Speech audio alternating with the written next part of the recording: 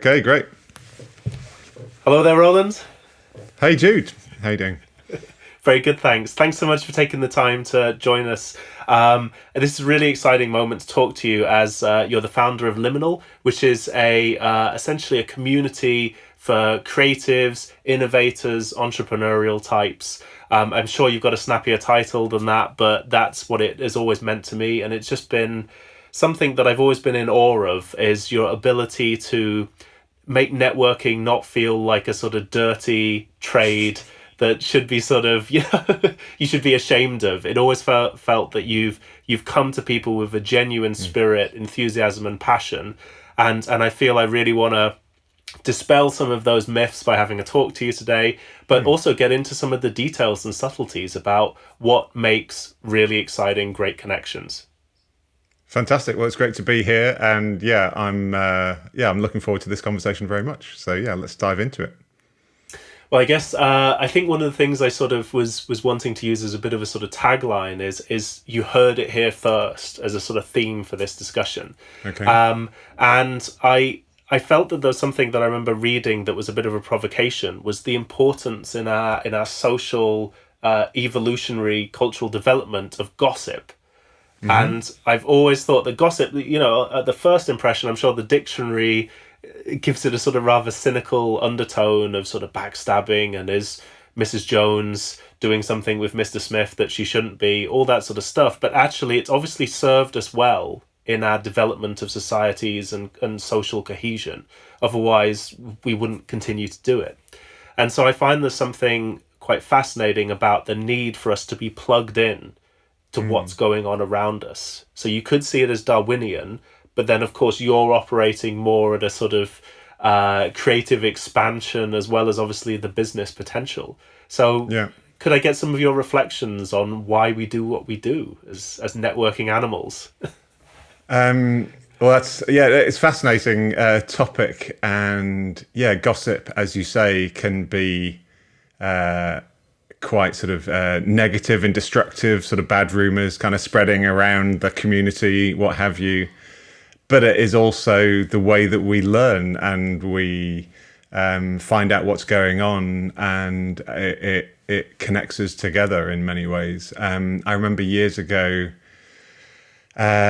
studying the work of a really interesting sociologist, a guy called Ron Burt. I don't know if he's retired by now, but he talked about the fact that we don't own our own reputation. It lives and breathes in the conversations that other people have about us. And I just thought that was kind of really interesting kind of observation. And in terms of gossip, yes, people we're seeing this right now with the coronavirus, people can spread kind of misinformation, and these things can get amplified very quickly if we're not careful. And that in some ways is more dangerous than the actual biological epidemic that runs in parallel with it in some ways. But at the same time, if you look at something like cities, and I'm conscious that we're going really macro here, but the way that we learn is through picking stuff up, often quite randomly, on the tube, on the subway, on the street corner, wherever we may happen to be, which is why cities are these sort of engines of productivity in our society, because of basically gossip and gleaning information from others in often what is at first quite a sort of haphazard way, but then through time and through various kind of methods that we can talk about, we learn and we get smarter as a result. I need to apologize, by the way. I've got some drilling going on next door, so you may hear some drilling. I'm going to try and mute when I'm not speaking. It's quite all right. Strangely, it sounded at my ears more musical, almost like a bad violin or cello. So let's not worry about that. But I guess I kind of thought as well, just sort of thinking about how gossip is quite often reactionary. And I guess one of the things, would you say, a more elevated or professional extension of that is what we would professionally call sort of trend spotting in sort of marketing and insights. But I guess in innovation, it sometimes gets called sort of future scoping or foresight. So, trying to deliberately imagine not just the worst case scenario, the doomsdays that might kill us, but also the best opportunities that might take us forwards, or give a brand, a company, a startup, an individual, a new lease of life. So what have been your observations on those sorts of behaviors? Yeah, well, I quite like, I've never trained as a journalist, but I quite like the sort of journalistic principle of sort of two independent sources for a news story. And I think when it comes to trends, whether it's, a good film or a good technology, we all, I'm sure, in our own different ways through our own networks and social media, hear about new things all the time. And I think largely my experience is to sort of ignore it for a while until you hear independently from a number of different places people talking about this new film or this new technology or whatever it might be. At which point, start paying attention. If you have these kind of independent kind of different sources within your network or community starting to talk about something, that's when my ears prick up, as it were, and my kind of radar kind of tunes into something, harnessing the wisdom of the crowd, to use the kind of that jargon. And I think that's what trend spotting amounts to, essentially, is having a diverse network of people or sources and spotting connections between them. So I guess almost it's interesting that when I look back at my time at Dyson, I did a chartered engineering qualification, as it were. And what's rather fascinating about it is it's not an exam. It's something that looks retrospectively at what you did and said, are you at the level of this, professional proficiency? Can we call you expert in this field? And I sort of almost lament a bit sometimes there's no equivalent for networking. What is the metric for a good or a bad networker? How can you...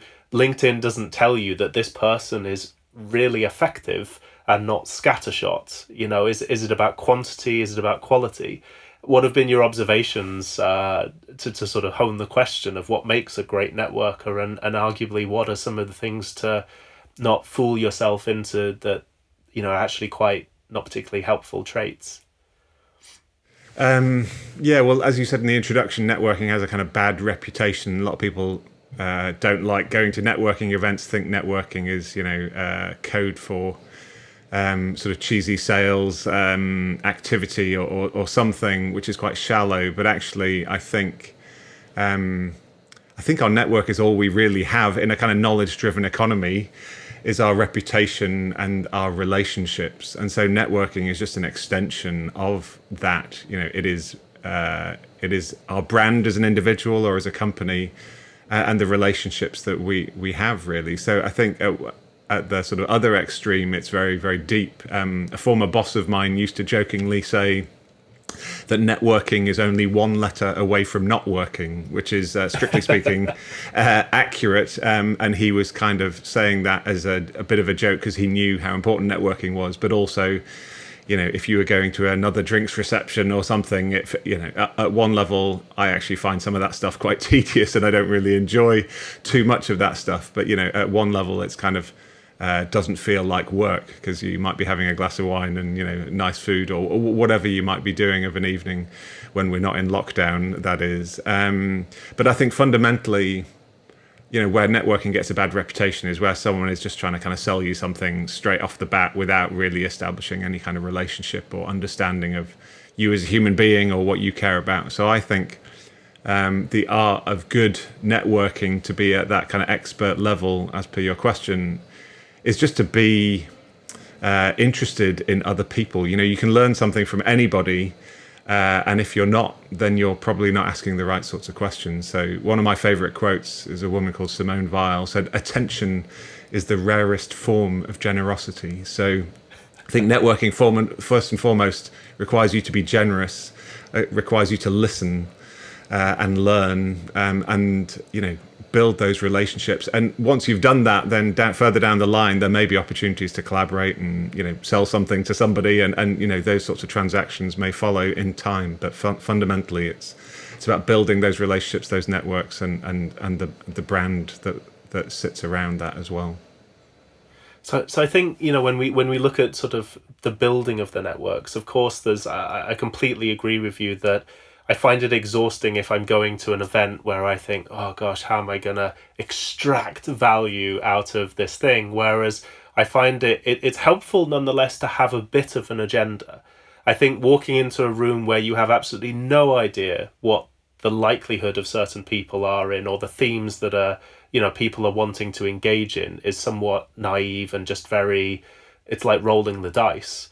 But at the same time, I think it's a fine line between over planning and not being ready for that peculiar little conversation.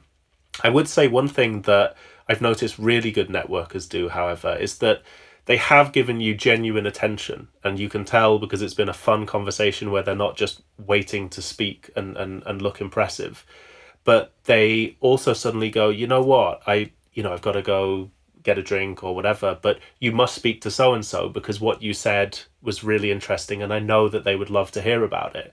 And I think it's that, should we say, professional conduct of being genuinely attentive to someone, but also trying to sort of think, how could I be helpful? I think that sort of, for me, has categorized some really great interactions. And I wondered, what are those, what's going on in people's heads when they manage to do that, to multitask, as it were. Yeah, well, I mean, just to your first point, which is going in with a sort of agenda, I think that's a good point. And I think it always helps to have an ask if you're going to an event.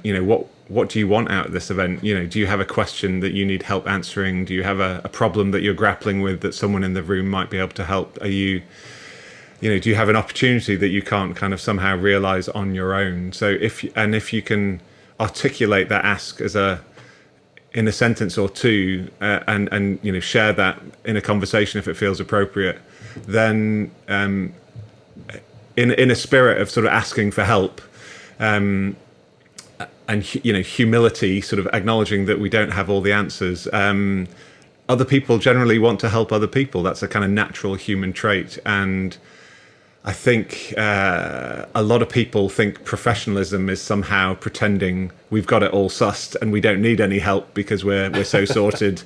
And I think the exact opposite is true. I think we're all kind of scrabbling for answers in our own different ways, in our own different fields. And, help can come from where we least expect it. So if we can articulate what we might need help with, then people naturally will try and make a connection, or if they can, and it's not always possible.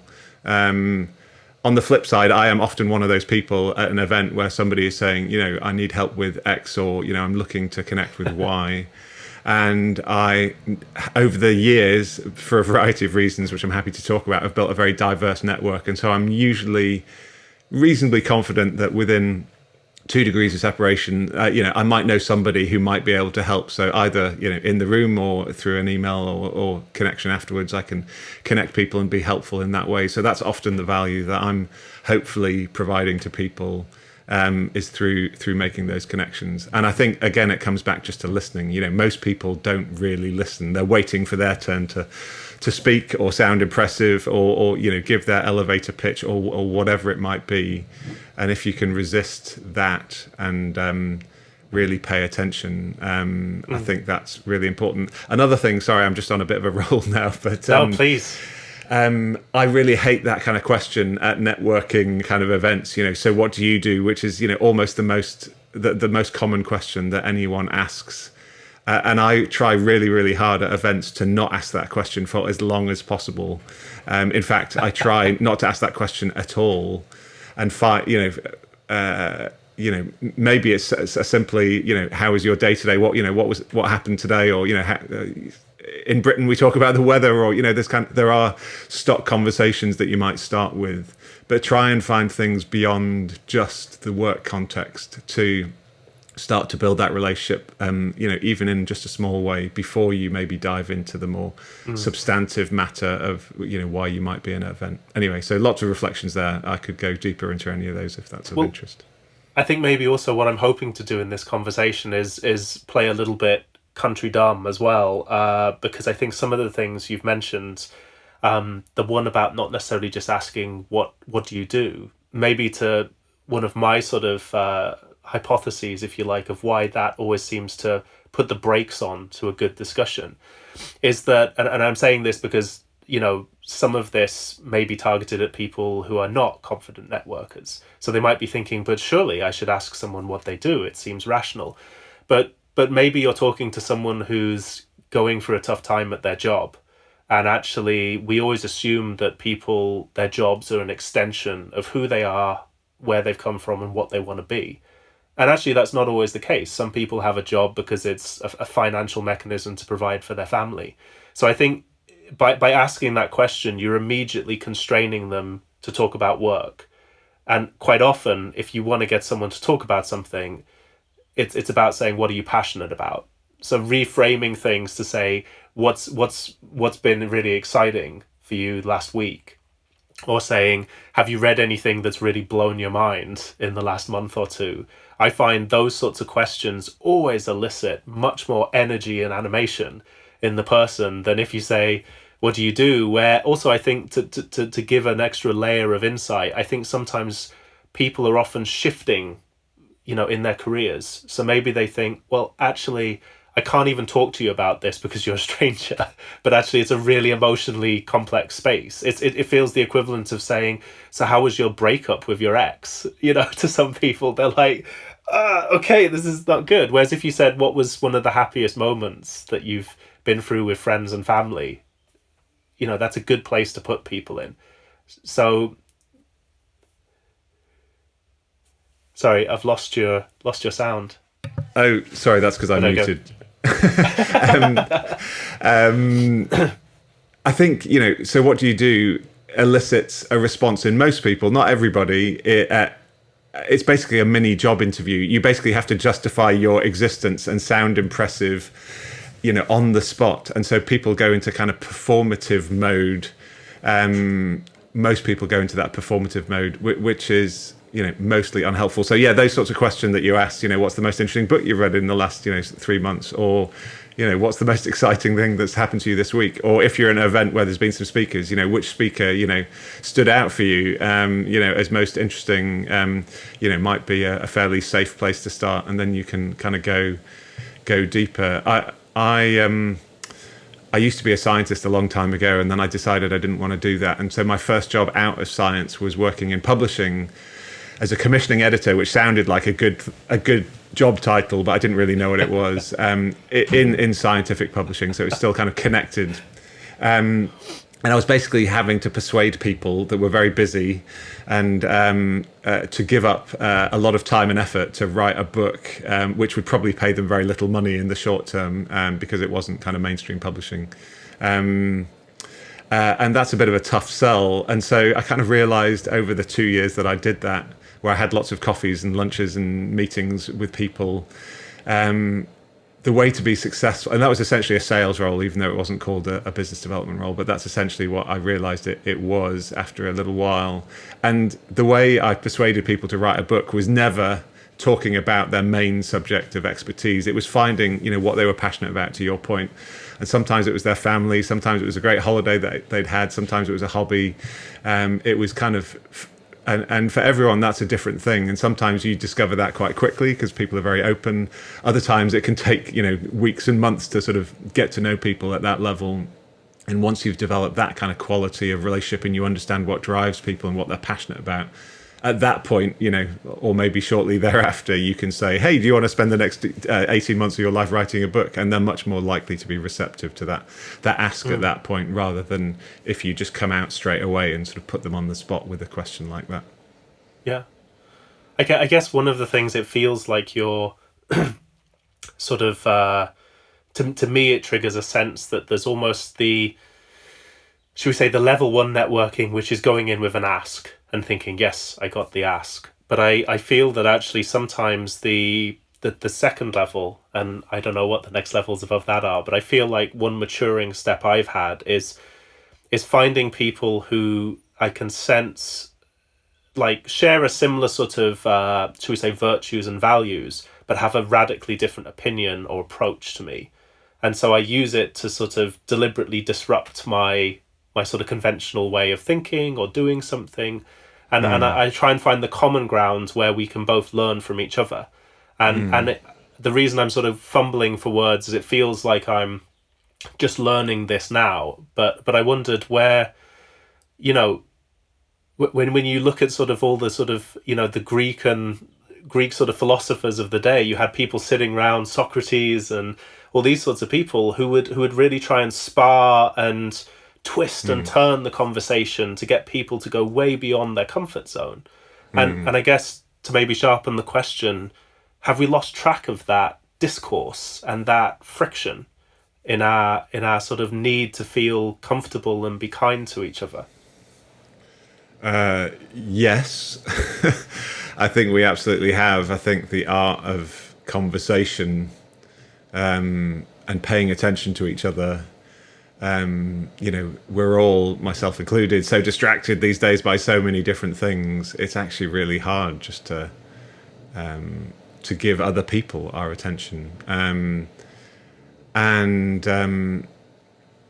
Yeah, so yeah, my kind of my short answer to that question would be absolutely. I'm just kind of intrigued by what you said earlier, which is like the first level of networking is just getting out your ask, but you know, what's the second level?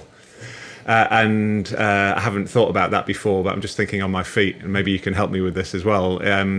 I think, you know, if you have a conversation with someone, even if it's only a 5-minute conversation, if you can leave that conversation thinking, Jude's a good guy, you know, I like him, I trust him, and hopefully, you know, you walk away from this conversation also thinking the same about me. And also, you know, one thing I remember from the conversation, maybe it's a personal detail, maybe it's, you know, something professional that you've shared about yourself that I can sort of take away and remember about you that is a little bit distinct. So that when in, you know, 3 months' time, I bump into somebody else who says, I really need some help with, you know, prototyping an idea because because that's what I'm doing right now, and I need some help. You know, do you know someone who can help me with that? I you know, your name pops into my brain at that point, and then I make the connection, and so a lot of that, you know, I kind of. It's taken me years to reconcile myself to the fact that actually what I'm quite enjoy and I'm good at is kind of business development, which I have a sort of uncomfortable relationship with sales, but I like building relationships with people. And I've sort of come to the conclusion over the years that 95% of business development is people just remembering you exist at the right time, you know, when they're in a position to need help or they might want to buy something. So being remembered for something, or it does matter what that something is, but you know, being remembered for something positive at the right time, it is kind of, you know, 95% of it. If you can appear in someone's consciousness at that point where they need help, then you're, you know, a long way towards that. So that's a lot to ask from a 5-minute conversation, but I think there is, and I don't think we should go into conversations expecting to get to that point, because in, you know, networking also is a numbers game. You know, for every 10 conversations you have, nine of them may not really go anywhere in the long term, but I think that's okay as well. So I think we need to sort of accept those statistics that kind of go with it. And so, yeah, maybe that's the next level of networking. I'm interested in your reflections on this question as well, is just having that trust and having something to take away that is useful later. What do you think? I don't know. I think it's not that I've been more calculating in networking, but I've been more aware that, to your point of what is memorable. I think it's also sometimes there's a knack to gauging how long is the potential runway. So I remember bumping into someone at the Royal Society, and I remember just sort of occasionally just checking with them, saying, I hope I'm not getting too deep into this, and I'm very happy if you want to just, you know, go network a little bit. And what was really nice was that they were like, oh no, you know, actually I was just really enjoying having a deep conversation for once, and not actually having to think about who I got to network with next. So I think sometimes, you know, I feel it's about being sensitive to the other person and just doing a little sense check to be like, it's quite all right if you want to go do something else, but if not, let's just keep going. And then what was great is we just got into a really deep discussion about, you know, AI and music and collaborative, you know, creation. And I really feel that was a nice way. And even though there was an ask, it was actually I offered. I said, "Oh, so what's the project you're working on?" And they said, "Oh, I'm working on this." And I was like, "Is there a sticking point?" And they were like, "Yeah, actually, it'd be great if we could have someone who knew how to bridge these two disciplines." Yeah. And so you can tell where I'm going with this is that I wasn't just looking for a person who's a discrete entity like a coder. I was looking for someone who understood code but understood the creation of music in this particular example. And that suddenly makes it a much more rare person. And so when you do recommend someone who fits that bill, it's really impressive if you have that. And I got to be honest, it feels like there is no short circuit to that. That is just, I've been doing this for 10 years. I've been in those spaces, so I was able to help. I don't expect a graduate to be like, I got it just on questions like that. But I would say that's maybe for me a sort of level 2 capability. Not that there's I'd love to actually publish the levels of social net. Maybe Dale Carnegie should have actually just done this for us, and it should be his second book. I'm sure somebody's done it somewhere. And sorry, this is a bit random. Do you know Jamie Pereira? No. He does music and code. That's who occurred to me. If you don't, I'll connect you. You might enjoy some of his stuff. So I'm curious who you recommended in response to that. But well, I won't mention the names, but yeah, as I think they were wanting a degree of discretion on the project. But I think maybe to sort of come back to the questions, one of the things I definitely observe is when you're going through getting a bigger and bigger network, there becomes this point where actually I sort of look at LinkedIn and go, I got a lot of people there, and I really can't say I'm in contact in a deep way with all of them. Now, it doesn't mean that I want to have like a cull session where I kill off 50% of my network, because occasionally there is a really random person who you haven't spoken to 10 years that you need. But nonetheless, I guess my question to you is, how do we manage the truly epic, exponential growth of our networks? Because it really isn't like a little village from our cavewoman societies anymore. Yeah. And yet our brains are the same. Well, a few thoughts there. I mean, one is, yes, absolutely. Sometimes our dormant connections can be our most valuable ones. So I've been reminded of this just recently, where somebody I hadn't spoken to in 10 years got back in touch.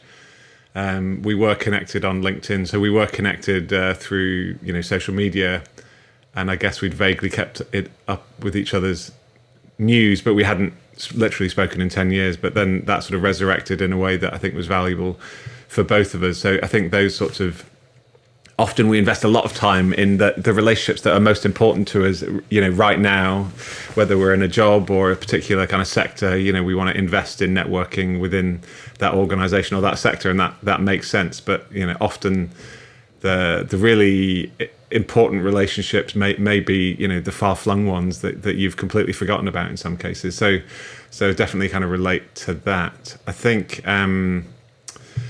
there was another point I was going to make in relation to what you were saying, which, just coping with the kind of exponential. Well, I guess the other thing is we're all different, right? So, if I go to a party with my wife, she is the person that will have the deep conversation with somebody and spend all night talking to them. And I guess in a sort of social setting, she's a bit more introverted than I am, though in our family, I would say I'm the kind of quieter, more introverted one. So, context does matter as well.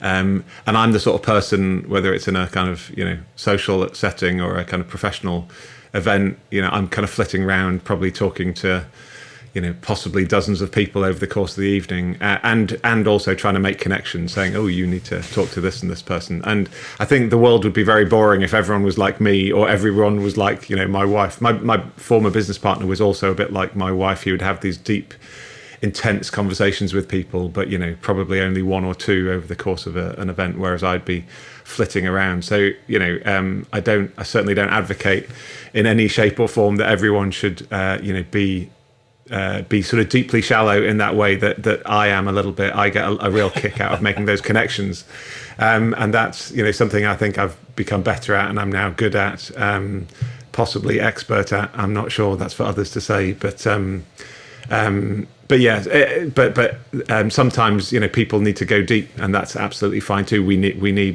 those different types, those different modalities. But how do we cope with this incredibly kind of connected world that we're now living in? I think that's the kind of question of our time, really, and this is what fascinates me, and this is what kind of Liminal is all about as well. This is why I've not created a company. I've created a community of interesting, creative people doing interesting stuff in diverse fields and geographies, because I feel that is important and necessary and helpful, in my life and my work right now, to have that community around me and to be part of that community and to build that community. And I think we all just need to get a bit better at navigating the complexity and uncertainty that comes from our increasingly connected world, both good and bad. There is opportunity all around us if only we know where to look and where to focus. But also there's, disruption can come from anywhere, and, pandemics can, wipe out the global economy in a very short space of time, as we're currently experiencing. So that this is not a golden age of connection, but this is the reality. I don't see, short of complete collapse of the internet and the technologies that underpin it, I don't see that going away anytime soon. So I think we all need to get a bit better at navigating this sort of exponentially connected world that we're living in. And I wish I could tell you I had all the answers for how to do that, but I certainly don't. But I do. I think a lot of it comes down to kind of mindset, actually, and just trying to see the opportunity and sit with the uncertainty that's is all around that, and try not to sort of be too prescriptive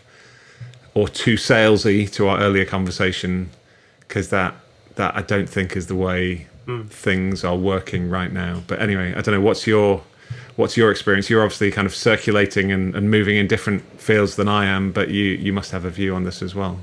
I think one of these sort of seems a sort of, I don't know, paradoxical or contradictory issues with, and it's not making reference to any particular company, I should sort of preface this, is that one of the difficulties about sort of being in a creative team, or even in managing a creative team, is that quite often, by definition, humans are sort of very resourceful creatures. We look at what's in front of us and we go, right, if you're on a desert island, you're going to build a raft out of trees. And I feel that there's times where that, human nature is useful, but then there's times when you're in a business setting with a global network, where actually, if you just keep trying to do what you can with the immediate resources in front of you, it is completely missing the opportunity. You could be getting, a startup that is working faster on a new revolutionary technology, but actually needs you to help it scale. It could be that you actually are working with an even bigger company that's a giant in a space, and you could be pulling into their brand and working with them. You could be working with, an emergent technology or even existing technology that could be reimagined by people who are just incredibly good at flipping things and giving you a new twist. So I guess where I'm going with this is that you sometimes I feel like the problem isn't the number or indeed the quality of people that are in your network. It's like, how do you remind yourself, as a creative, as a manager, as a visionary, or whatever you want to call it, to step outside your own, often the word comfort zone is used, but I don't think that's actually the right word. I think it's innate capabilities. How do you go beyond just what you're good at to say, well, actually, I could bring this in here and it would be amazing? Yeah, well, I think this is where maybe your domain of prototyping kind of comes in. But for me, it's about balancing the macro opportunity and the micro next step for how we might sort of inch our way towards it. So the macro opportunity is, wouldn't it be cool if this startup, linked with this brand and pulled in this data and, addressed this issue? And you may be a million miles from that reality right now, but, just trying to see those possibilities and those connections at one level, And then rather than trying to do all of that in one go, because that's completely overwhelming, and then it's too easy just to say that's too difficult, we're not even going to do anything because we can't. But what's the minimum tiny next step that you could do to kind of validate that the assumptions that sit behind that macro opportunity that you've identified? What's the smallest thing you could test or prototype? Or what's the next conversation that you might have just to gather a bit of information? I think too often with complexity and uncertainty, the easiest thing is just to do nothing because hey, that's kind of human nature. It's kind of rabbit in the headlights. You just kind of stand there and think, no, this is too difficult. But I think that is the wrong thing to do. You need to find the next minimum tiny next step and inch your way towards that, and that's where the kind of prototyping, design thinking mindset comes in and is really helpful. And you'll almost certainly learn something unexpected, and so that macro opportunity that you've identified will evolve and morph and perhaps disappear or perhaps turn into something completely different over time. So I think the art of a good networker, maybe this is level 3, I don't know, but it's sort of holding the macro and the micro, having that kind of ambidextrous mind. And that's a really hard thing to do. And, some people definitely lend themselves more to the macro and others to the micro. But to be a good networker and a good connector, you need to be able to do both of those things, I think. Mm. And I think it's interesting that you say sort of like a good networker, or that sort of agility of mind. And I think dare I say it, I would like to think I'm probably quite good at that, simply by virtue of the people who've usually passed comment on me being good at that. But I would also sort of I hope I'd have the humility to say we can't be good at everything. And I think there's actually, I remember when I was at Lego, like one of my passing comments was, sort of, I'm sure I'll hear from you guys again because I know that you need me in small doses. And I wasn't in any way sort of trying to say that, you can't handle the magnitude of me, you'll have to take tiny pinches. And the team knew this. They knew that actually it was just speaking to the fact that this is not, trade secret for Lego. Every company has innovation cycles. There are times where they want to, to use the design council's double diamond. There are times where they're wanting to know everything and anything that's crazy as possible, in which case, great, I'm terrific, call me. But when you're trying to execute, you don't want someone who's trying to expand the brief and give new possibilities. Unless, of course, which is why the double diamond is there, not just one diamond, you hit a problem and you go, hold on a minute, we designed this great thing, but it has a critical error. Now we need to re-expand specifically in that localized error. And then, give me a call on that situation. And so an interesting observation was that I felt, for me, this made huge sense to become independent because, and I'm not saying this is a format that works for everyone, but I realized that actually, if you sort of look at it by a numbers game, let's say that company A truly only needs me in, I don't know, January and September. That's when they do their innovation, for argument's sake.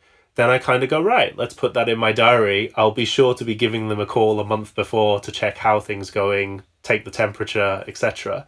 But then it's about finding other companies who have entirely different, rhythms and cycles. Some might be saying, we work on a 2-week sprint. We'll drop you in any time throughout the year. Just let us know what you're up to. And so I guess where I'm going with this question is you're someone who has, incredible skills in networking. You're helping other networkers do great things. You're connecting companies and individuals together. What do you feel are the new sort of rules of the game that need to be established so that people know not just who to call, but when to call? Well, it's a great question. And so I kind of, to the Lego example and the double diamond that you talked about, I've seen that again and again in all sorts of different organizations, where they're looking for opportunities and then they're kind of homing in, and very different times and very different skill sets. I think you go shopping, then you cook dinner, right? You don't want to be distracted when you're cooking dinner with more ingredients. Yeah. I guess the larger the organization, the more you need to keep on innovating. I think it's not good enough anymore just to have a 3-year sprint at innovation and then a 3-year sprint at consolidation. You can't do it quite so sequentially. That's just not the way the world works. So you need to keep on doing these things in parallel. And maybe people are kind of distributing across different teams, and I know Lego does that extremely well. But yeah, I mean, the thing. Innovation doesn't come from the people we spend the most time with. Great ideas come from the further reaches of our network. I don't know if you read Matthew Syed's book, Rebel Ideas, which came out last year, I think. But I think this made the case really nicely for sort of cognitive diversity and and all forms of diversity, intellectual, gender, socioeconomic, geographic, all forms of diversity being necessary for kind of good ideas to kind of surface and innovation to surface. And so the bad news at one level, if you're trying to kind of structure this, is when do you need that kind of, I think you do need to structure, if you're working within an innovation team, for instance, in an organization, you do need to kind of structure those periods of exploration and then those periods of consolidation or integration. But it's also, you also need to be at some level doing all of those things all of the time. If nothing else, running some small companies, I've learned that, you can't just business develop in bursts, because you're likely to come a cropper, downstream, if you don't keep on nurturing those relationships and those opportunities on a semi-continuous basis. Of course, sometimes more than others, but you need to maintain that capability and that agility. But also, we learn more from that kind of diversity of exposure, and I think I'm much more valuable outside a range of organizations than I am inside any single one for any extended duration of time. Just because what I know, or what any single person knows, quite quickly gets kind of recycled and used up, and less useful over time. So going back to Ron Burt, who I started with, or when you asked about gossip, he used to say something along the lines of closed communities create echo, not bandwidth. So they recycle the same information. There's an echoing effect, which can lead to extreme opinions or extreme reputations if you get too much echo. People talk about filter bubbles and all the rest of it more recently.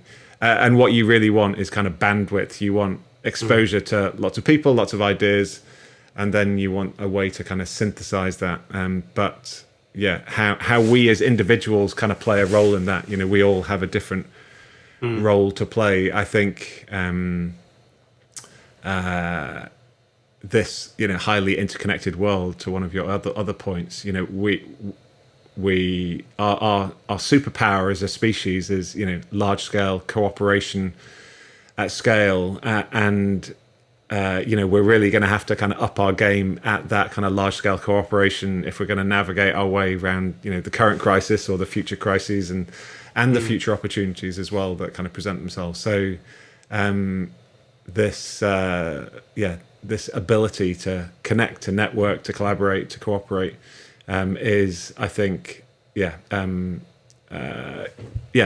really important. But there's also definitely not a kind of one size fits all kind of solution that sits within that. We all need to kind of find our place within that as well.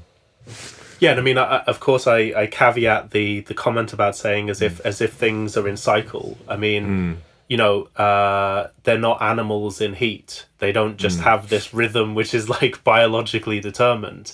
And of course, there are other departments who you might be hugely beneficial to, which are at a different rhythm. And so I think that's one of the things you see freelancers and you see people who are brought into companies. Often it isn't just their networks that are powerful, it's the understanding of not just one department who maybe used them first as a consultant, but actually their sort of increased awareness of the business and the markets at large. So I think at the end of the day, it still feels like it comes full circle that the best networkers, the best freelancers are the people who you've ultimately built relationships with, and you have a shared history and awareness of things. I I guess one of the things that I'd be fascinated to know your thoughts on is that a lot of, and I don't want to just drop the buzzword of like a scoop of AI is going to solve all our problems, but I do feel that AI is especially good at pattern recognition. And so I would imagine that AI would be good at recognizing a company's cadence, or indeed the precursors before it really needs to make a call for someone to be brought in to broaden horizons. But at the same time, what I think it is bad at is probably making the lateral crazy leaps. So I almost feel like I would love AI in my and my clients' calendars to know when we should probably get in touch. But I know that, for example, when I was working with one group, they, let's just say for argument's sake, it was automotive design, and they wanted doing something cool with that. And I said, well, isn't it funny how everything that you're describing doesn't exist in the automotive industry, but if you look at the health industry, this is in abundance. And I was like, surely we just go steal intellectually, obviously not breaching IP, you know what I mean, but intellectually take the principles and tenets that have worked in behavioral science to get people motivated through health apps, and we bring it into the automotive. And so, absolutely, you could tell there was a moment of sort of silence, and I was like, did I say something weird? And they're like, no, I'm just furiously writing this down. And so I realized it is that bubble. If you're busy seeing automotive all day, you forget to look at the 10 other industries that have actually been, de-risking, scaling up, costing down, all the things you probably needed.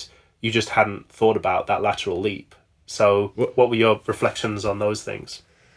Well, many, but I think we've spent the last 30 years increasingly, or maybe longer, optimizing for efficiency and kind of specializing and squeezing out efficiencies in organizations, in economies. But I think we're now, whether we like it or not, having to optimize for something else, maybe optimize for opportunities, or because I think there's a limit to that kind of efficiency optimization that we can do. I think it's